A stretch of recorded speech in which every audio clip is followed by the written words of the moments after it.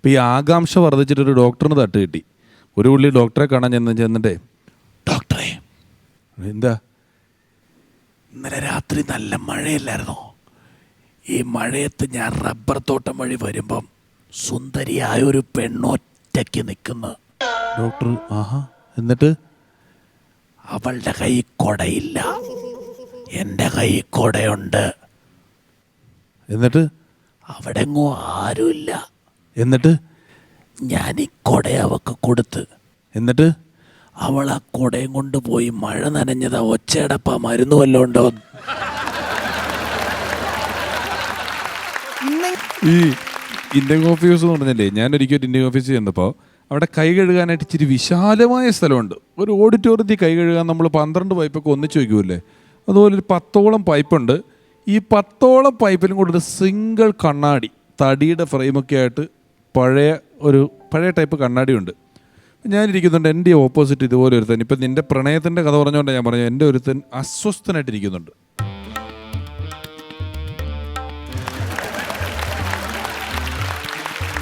അവരെ ആരോ പറ്റിച്ച് തേച്ചിട്ട് തീറ്റയൊക്കെ അവിടെ ഇരിക്കുന്നുണ്ട്, തിന്നുന്നില്ല, 2 വായ തിന്നും, പിന്നെ കുറേ മൊബൈലിൽ ടൈപ്പ് ചെയ്യും, ആരോട്ടും മിണ്ടുന്നില്ല.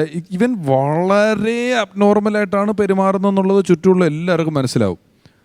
ഞാൻ കൈ കഴുകാൻ പോയപ്പം ഇവനും കൈ കഴുകാൻ വന്നു. ഞങ്ങൾ രണ്ടും കൂടി ഇങ്ങനെ ഒന്ന് കൈ കഴുകിക്കൊണ്ടിരിക്കുക. ഞാൻ കൈ കഴുകിയിട്ട് ഈ കണ്ണാടിയിട്ട് നോക്കുമ്പോഴത്തേക്ക് ഇവൻ തൊട്ടിപ്പുറത്തെ വാഷ് ബേസിന് കൈ കഴുകിയിട്ട് ഇങ്ങനെ കണ്ണാടിയിലോട്ടൊന്ന് ഇങ്ങനെ നോക്കിയിട്ടേ ഒരൊറ്റ ഇടി ആ കണ്ണാടിക്കിട്ട് കൊടുത്തിട്ട് ഈ ഫുൾ കണ്ണാടി പൊളിഞ്ഞ വാഷ് ബേസിലും വീണ അവിടെ മുഴുവൻ കണ്ണാടി എടുത്തിട്ട് ഞാൻ ഇവനോട് താനെന്തോ പണിയോട് കാണിച്ചെന്ന് ചോദിക്കാനപ്പോൾ ഞാൻ ഇത് മുഴുവൻ ഞെട്ടിൽ മാറി ഞാനിങ്ങനെ നോക്കിയപ്പോൾ അവനെ ഷീ ചീറ്റഡ് മീ എന്ന് പറഞ്ഞിട്ട് ഒറ്റ പോക്ക്, ഷീ ചീറ്റഡ് മീ എന്ന് പറഞ്ഞിട്ട് ഒറ്റ പോക്ക്. അത് ഇന്ത്യൻ കോഫി ഹൗസിലെ കണ്ണാടി തല്ലി പൊട്ടിച്ചിട്ട് എന്തിനാണെന്ന് എനിക്ക് ഒരു പിടുത്തമില്ല. ഈ ഗ്രീൻ റൂം എന്ന് പറഞ്ഞെടുത്തുനിന്ന് പെട്ടെന്നൊരു ഗ്രീൻ റൂം കഥ, ഇതുമായിട്ടൊന്നും ബന്ധമില്ലാത്തത്.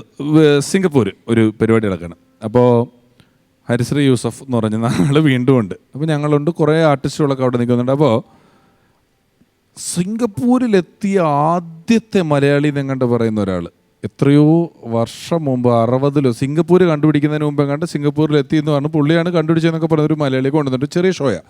അപ്പോൾ അവിടെ കൊണ്ടുവന്നിട്ടുണ്ട്. നല്ല വയസ്സായി അദ്ദേഹത്തിന്, നല്ല വയസ്സായി. അപ്പം അദ്ദേഹത്തിന് ഈ ഷോയിലിട്ട് ആദരിക്കാനുള്ള പ്ലാനാണ് ഇവർക്കെല്ലാം കൂടെ.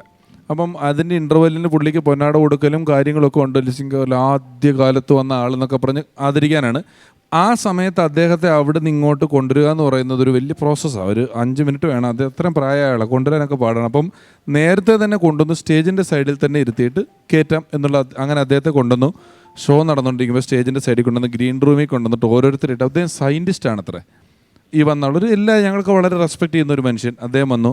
ഒരാൾ ഞാനത് ഇത് ഇന്ന സാറാണ്, സയൻറ്റിസ്റ്റാണ്, 50 വർഷം മുമ്പ് സിംഗപ്പൂർ എത്തിയ ആളാണ് എന്ന് പറഞ്ഞ് കൊണ്ടുപോകും. നേരെ അടുത്ത രമ്യ അംബീഷൻ്റെ അടുത്ത് കൊണ്ടിട്ട് ഇത് ഇന്ന ആളാണ്, സയൻറ്റിസ്റ്റാണ്. അതായത് ഇങ്ങനെ എല്ലാവരെയും പരിചയപ്പെടുത്തി കേട്ടോ. ഒരു 10-30 പേരെ നമ്മളും ഒക്കെ സയൻറ്റിസ്റ്റ് എന്നൊക്കെ പറഞ്ഞ് കാണുവാണല്ലോ ഒരാളെ കാണുന്നത്. പുള്ളിയും ഒരു കോട്ടൊക്കെ ഇട്ടിട്ട് yes I have seen some of your shows എന്നൊക്കെ പറയും. ഇത്രയൊക്കെ ഉള്ളൂ. പുള്ളിയും അവിടെ അന്ന് എത്തിയ ആളല്ലേ.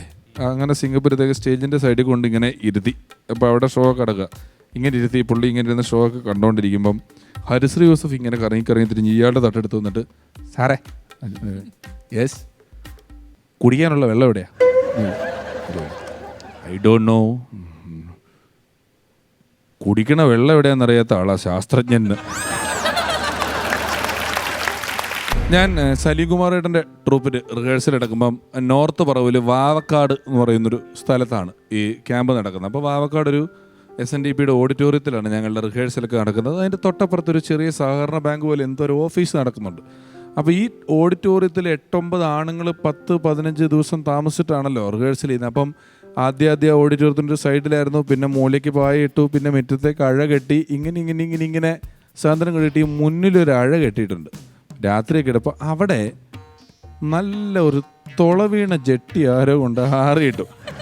ഈ ബാങ്കിലോട്ട് വരുന്നവരെല്ലാം വരും, ഈ ജെട്ടി കുറുകെ കിടക്കുക. പകരം ഓഫീസ് തുറന്നല്ലോ.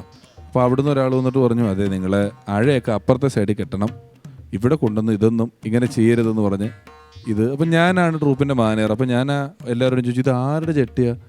എന്ന് ചോദിച്ചിട്ട് ഇത് പ്രശ്നത്തിൽപ്പെട്ട പറമ്പെന്നൊക്കെ പറയുന്ന പോലെ ഇതിനെതിരെ ഒരു കേസ് വന്നായിരുന്നു. ഇതിന് ഉടമസ്ഥനില്ല.